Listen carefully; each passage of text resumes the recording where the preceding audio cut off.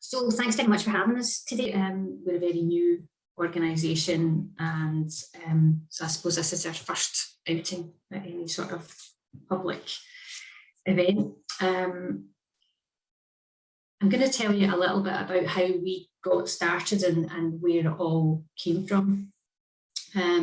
So it really started with my daughter. As Kelly said, I've got a daughter with cerebral palsy. She's got quadriplegic cerebral palsy and dysarthria, so that affects her speech.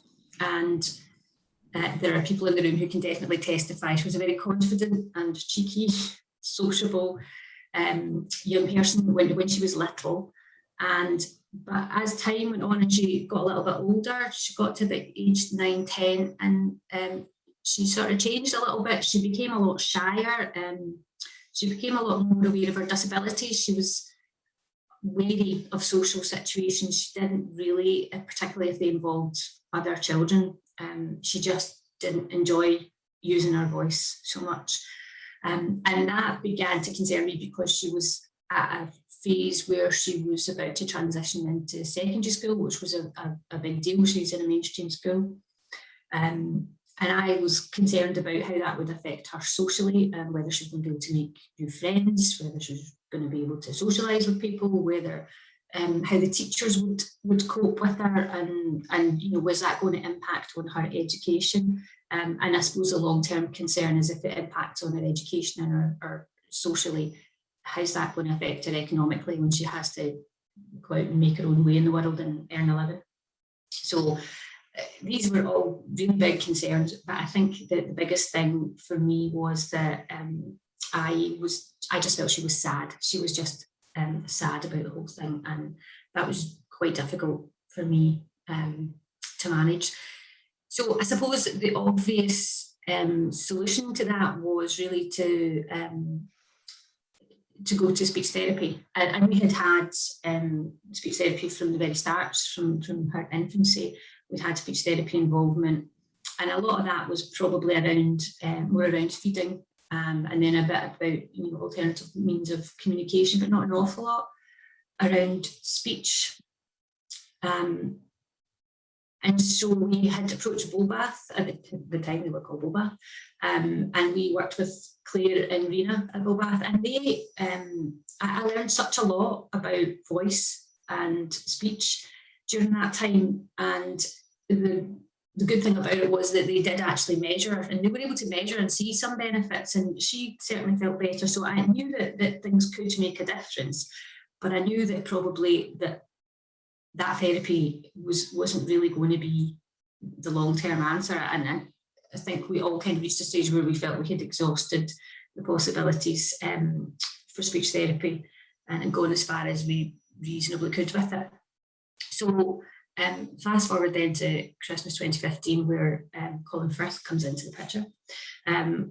I was at a party and I was just chatting with other people, and I met an actor. It wasn't Colin Firth, sadly, but we kind of just had a wee chat about what people did and things. And so at Christmas time, I had been watching the King's Speech again, and I was like, why can't we do something that's a bit like that? That looked like something that would.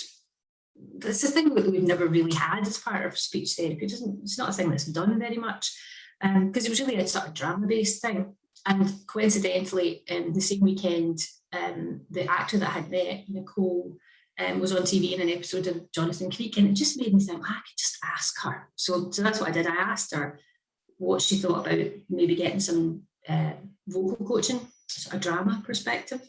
And I thought she might think I was mad, but she actually didn't. She said that was one of the things that had got her into drama, was that she had a stammer and she'd had elocution, and that had moved on to drama. So she totally understood what I was getting at.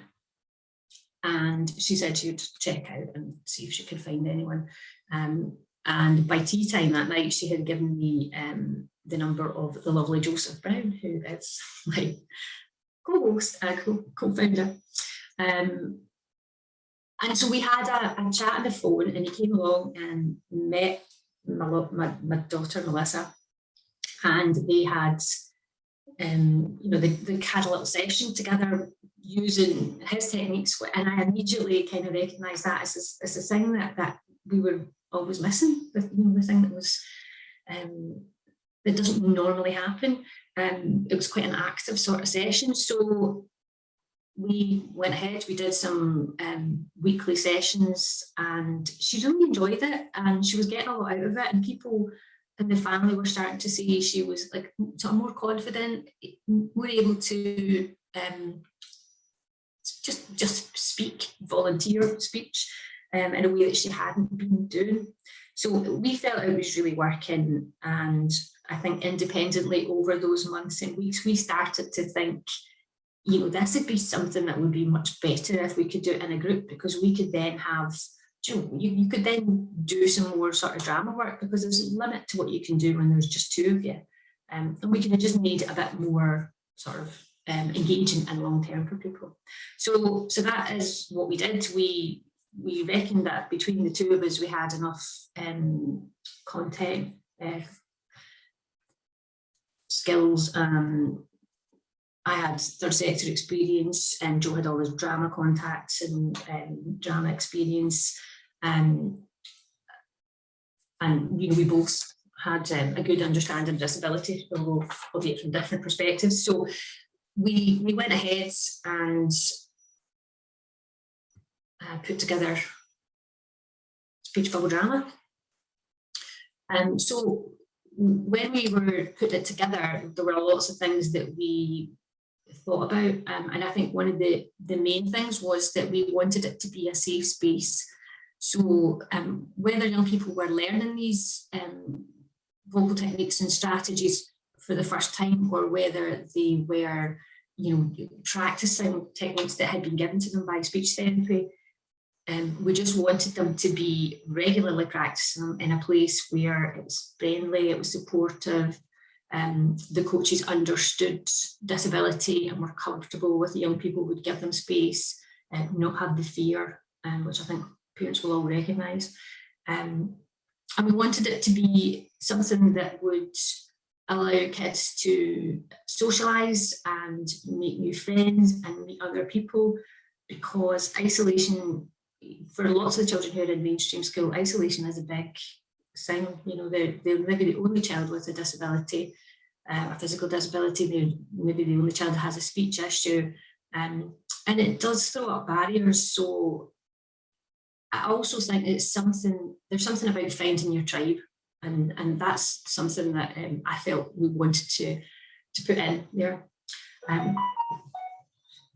I also felt it was important that we had a bit of creativity, because you're doing lots of different exercises, and I thought like a bit of creativity would give it context. So things like film and writing are part of it as well, and it's a good opportunity for them to share their stories. So that was one of the things. I thought these kids have had lots of interesting experiences. They've got a different viewpoint on life, one that's not necessarily generally available to people. So I thought they had lots of stories to tell.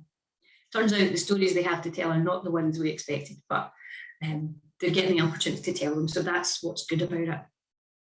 And all of these things are really about helping them to be more confident. You know, the being able to practice using their voice in a safe space, making new friends, having chats with people, having to meet new people. All of these things are part of what happens in speech bubbles. So all of this stuff is helpful in building their confidence. And one of the kind of underlying things was, a speech therapist had once said to my daughter, you know, it's not all about you, it's not all about your voice. Sometimes it's about the listener. And at the time, I think she was a bit outraged by that. And I kind of thought, really, is it? But actually, you know, over time, when we started to think about it, there is a big responsibility on the listener as well as the speaker. And part of what we want to do and what we want to see is for people to be comfortable in listening to those different voices, to be patient, to give the person space, to give them the respect that they need. So to say, if they don't understand something, to ask them to repeat rather than just go, yeah. So there's a whole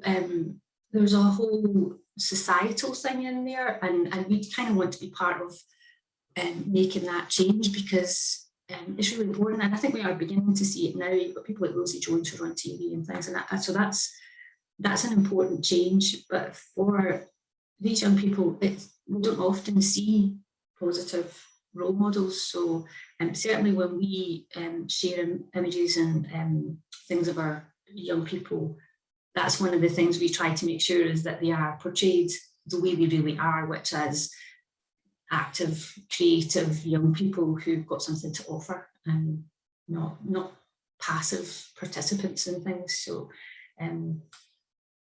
that was really our aims. So in terms of how we managed to put it all together,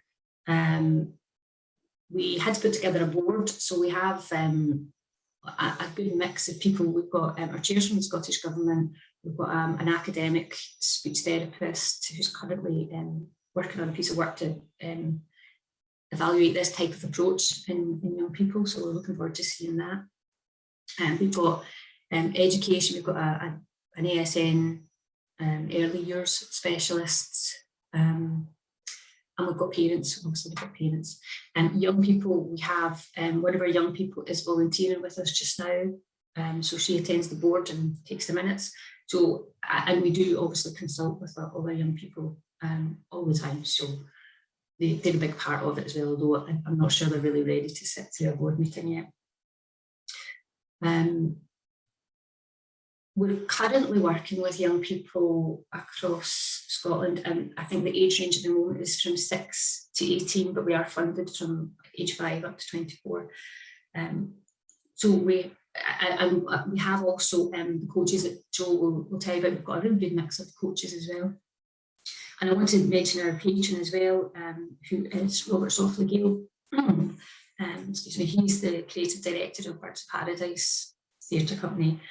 And Rob also has cerebral palsy and dysarthria, so he's a very good fit with our project.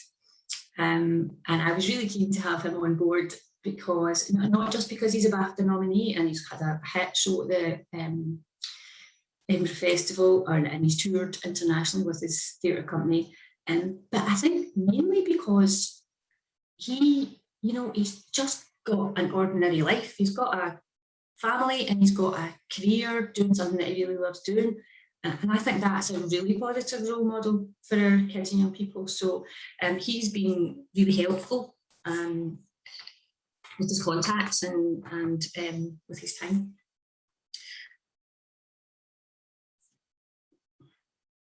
Sorry, this tends to go backwards if you don't know why.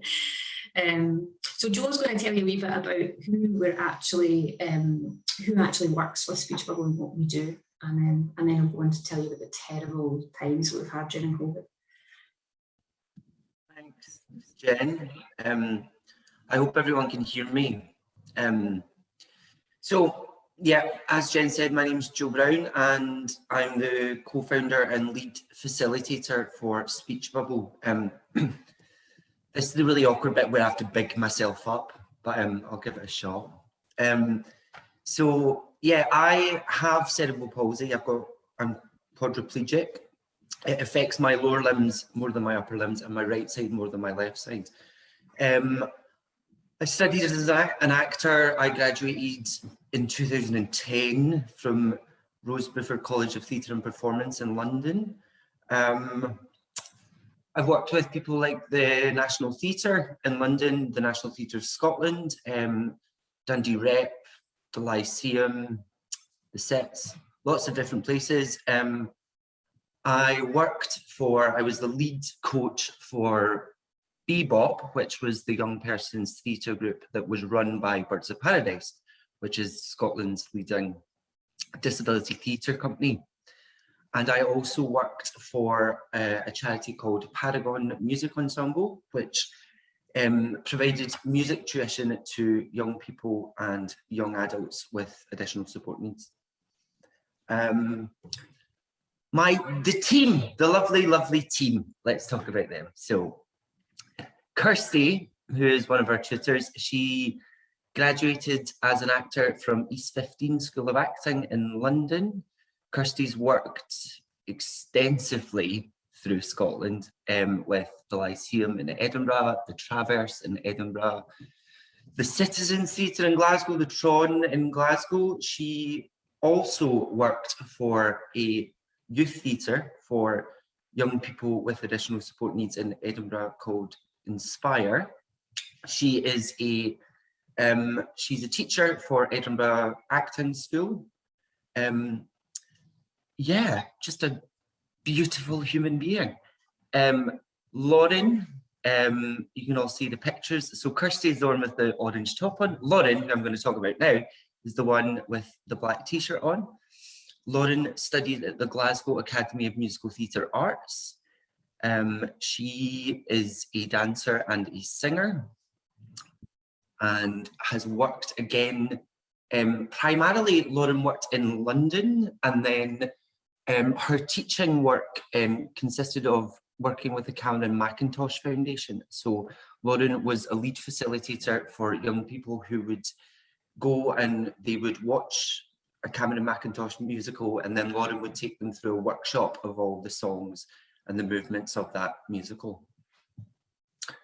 Natalie is the lovely human being with the hat on and the big smile in the picture. Natalie is an award-winning actress and playwright. She graduated from what was the Royal Scottish Academy of Music and Drama, which is now the Royal Scottish Conservatoire. And she also studied at the HB Studios in New York. Natalie's CV goes on for days and days and days and days. So I'm not going to go into all of it, but she won a BAFTA for both her acting abilities and her writing. Niamh McKendrick. So Niamh is our youngest coach, and Niamh is currently studying at the Royal Northern College of Music in Manchester, and she's studying vocal techniques and opera, which is absolutely brilliant. I always think opera singers are like the athletes of our industry. Finally, Andy Gunn, who runs Deep Fried Noir, which is a film production company. They have produced numerous short films and numerous features. The reason that I picked the team that I picked is because we all have a very similar training in regards to theatre, in regards to performance, and most importantly, in regards to voice. So all of the techniques that I use, all of our coaches use. So we use it on a professional basis. On a daily basis, we will use the techniques that we use in these sessions when we're performing or when we're in rehearsals. So when we use specific vocabulary, all of the tutors are fully aware of and fully understand all of that vocabulary. Also, another really important thing for me was that all of these tutors bring very different things. So as I said, Natalie is a playwright, Niamh studies opera, Lauren also works in production and has just finished with Star Wars and Indiana Jones. So everyone brings very similar things, but also very different elements, which is really important to me because it means that we're giving these young people the chance to maybe explore a different side to the arts. If they don't want to be in front of the camera, they might want to be behind it. And we can facilitate that if that's something that they are interested in.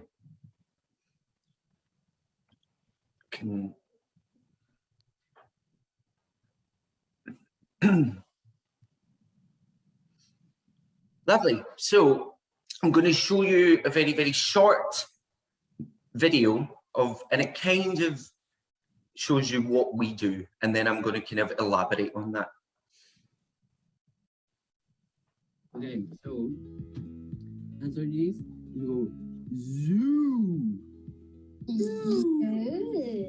Lovely. Hands on your hips. Whoa. Bring your hands out. You go shaw. Bring your hands back to your chest. Ga. We're gonna go mwah. Lovely. So it's a really lovely open sound. Mwah. We're going to elongate the sound, so we're going to go mwah. Lovely. Okay, one more time. Mwah, mwah, mwah. So you're going to go badiga, badiga, badiga, ba.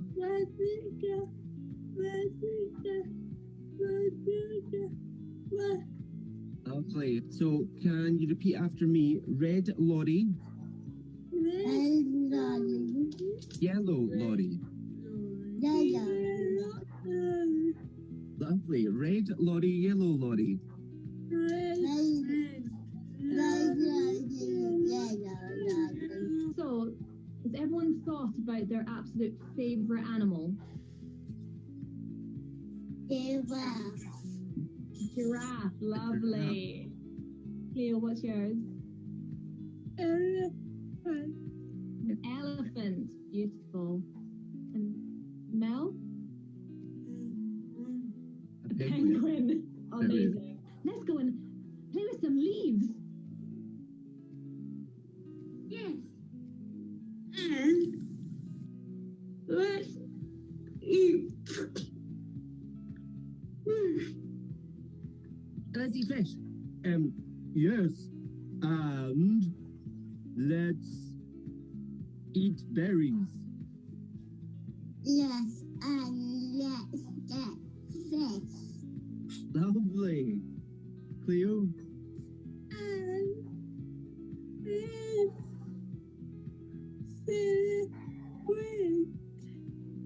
Thank you very much, guys. Did you all have fun? yeah. Good. Mel, did you have fun? Lovely. Una, did you have fun?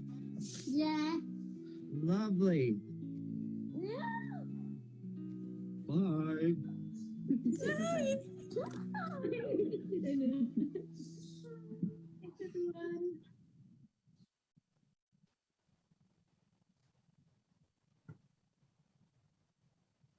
Lovely.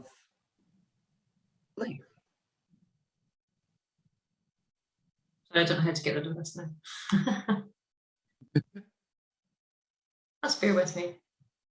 There had to be a technical hitch somewhere.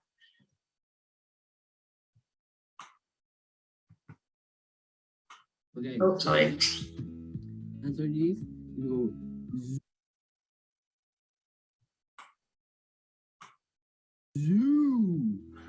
Zoo. People can feel free to comment on how ridiculous my hair looked when I decided to dye blonde whilst you're Yeah, waiting. maybe in the intervening period while I sort this out, we should have a poll on whether Joe should go blonde again. No. I think there's a wee, oh, you've got it. I think I've got there eventually.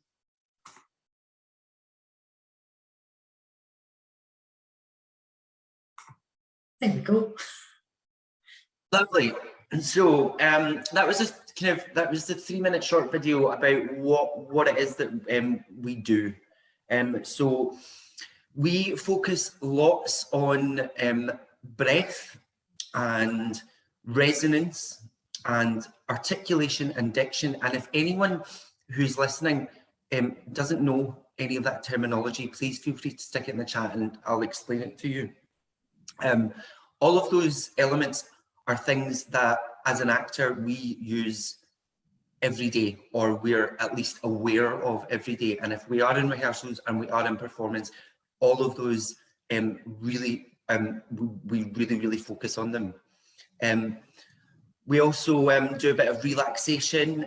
I work quite a lot with Alexander technique, and lots of techniques taken from yoga and from Pilates. Now, the reason we do that is so that you are using your voice with the least amount of tension in your body. So we had this plan, and then COVID happened, so we had to change it. So the barriers that we kind of came up against were technical difficulties with platforms. Zoom. Everybody loves Zoom. Everybody loves it when their internet doesn't work and when your screen freezes in the most attractive pose, because that's happened to everyone, I'm sure.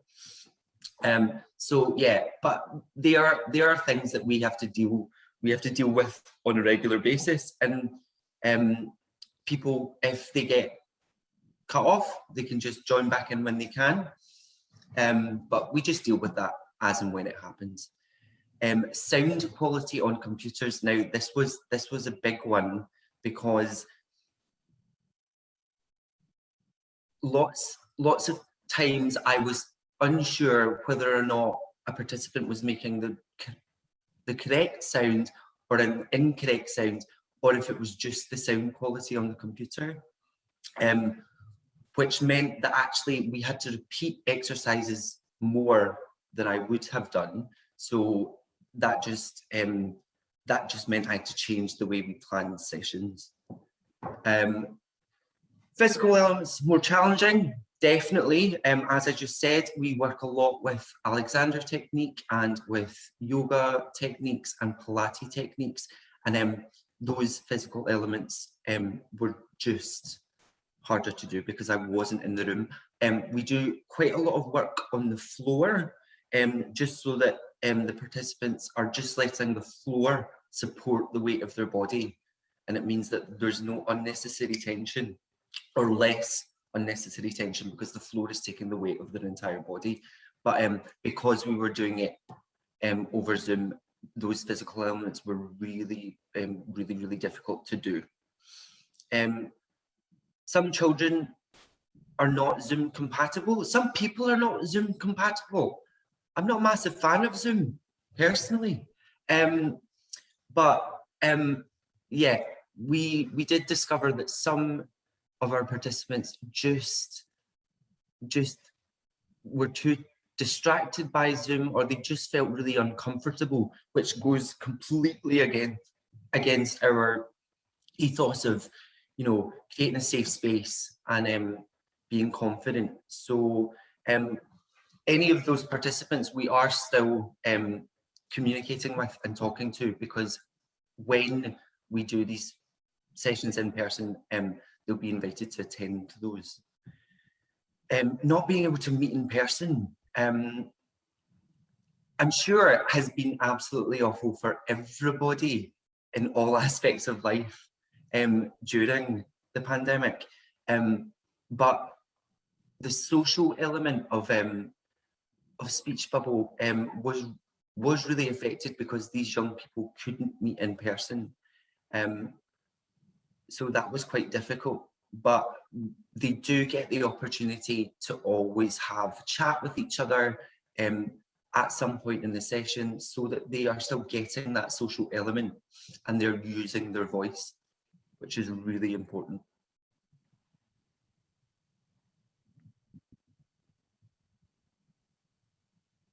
You're on mute, Jen.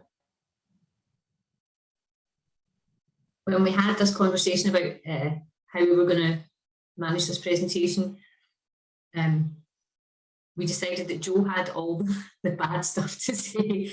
He faced all the barriers, whereas for me, I felt there were actually quite a lot of positives. We definitely can deliver much more at a lower cost.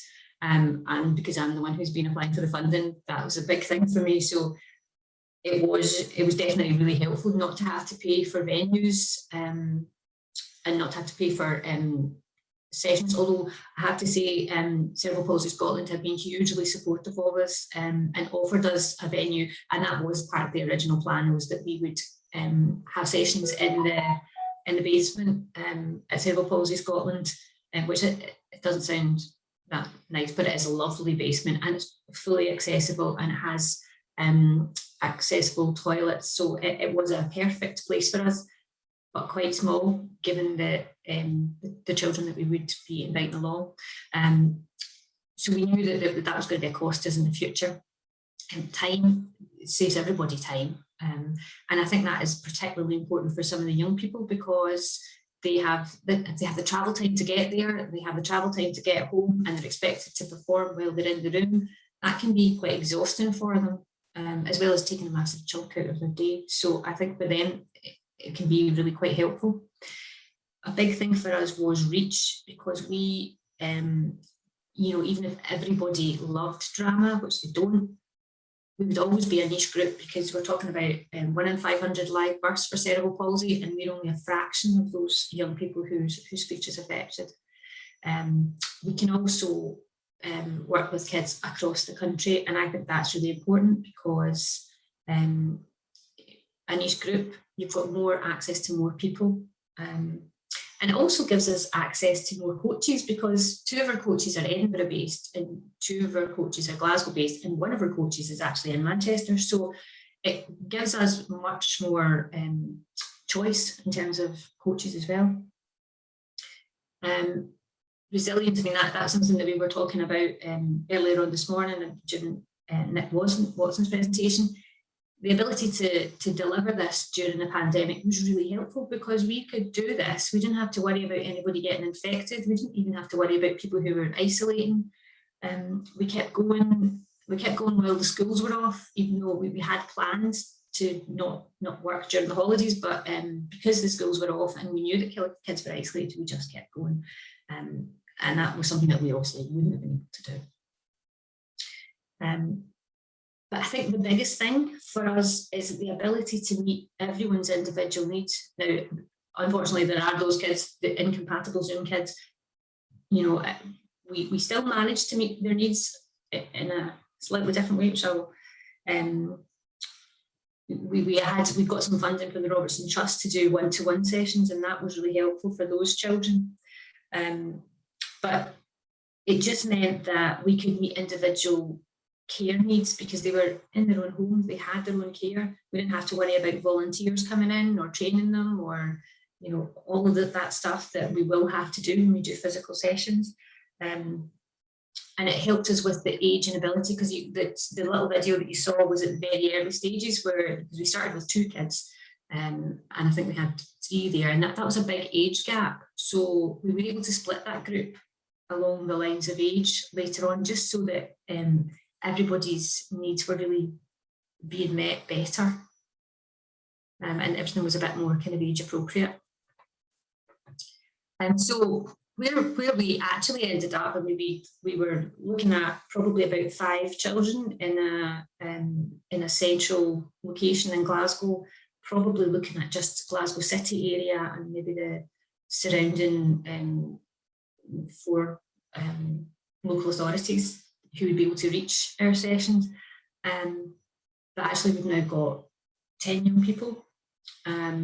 We are covering 7 local authority areas, and we've put on one-to-one vocal coaching, as I was saying, because some of the young people just found it difficult to be in a group session, but they were still benefiting, and you know, most of them were able to do short sessions one-to-one, so we were able to get funding to tailor short sessions that Joe does with those young people, so that they're not missing out, and you know, hopefully they will be able to join us at some stage.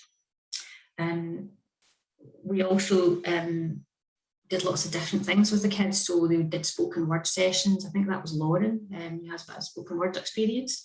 If you don't know what that is, it's kind of like poetry. We did online filmmaking workshops with Andy from Deep Fried Noir, which kids really loved.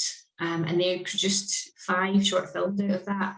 And so we put together a little, at the end of the year, when things were slightly better, it was incredibly fraught, because we didn't know if we were going to be able to do it, or who was going to get COVID, or what was going to happen. But we managed to put together a wee film premiere, so we had like popcorn, ice cream, goodie bags. We tried to make it like a real film premiere, and that was really good. It meant everyone could get together. It was great for the kids. We had kids standing up making little impromptu speeches, which we certainly weren't expecting, but it was great. It was really, really good. Nice way to end the year. So in terms of where we're going, we definitely want to keep the creative stuff in. It keeps everything quite fresh. It gives kids lots of different opportunities. So we'll definitely do the film again. We're also looking at doing some musical theatre.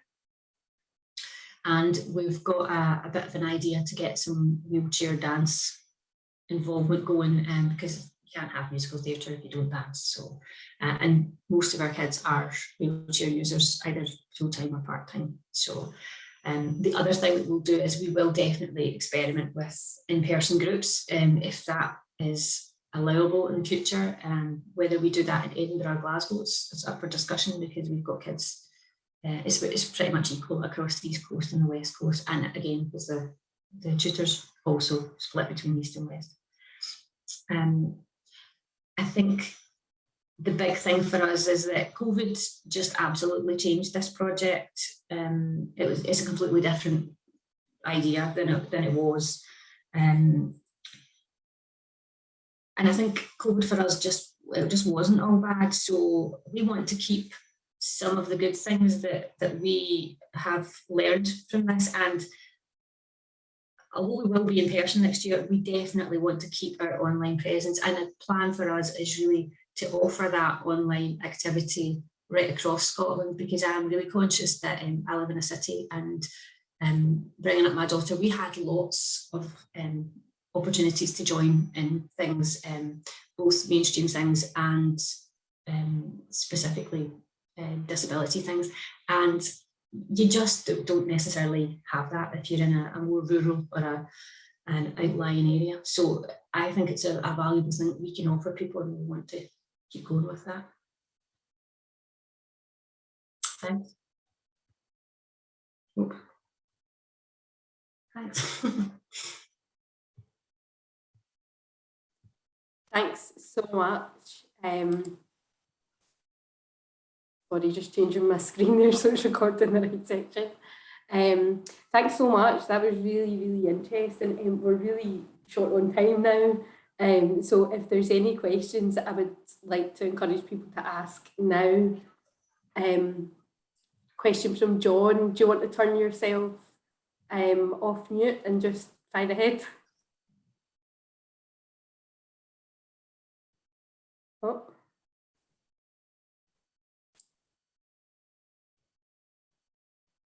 I was clapping, sorry.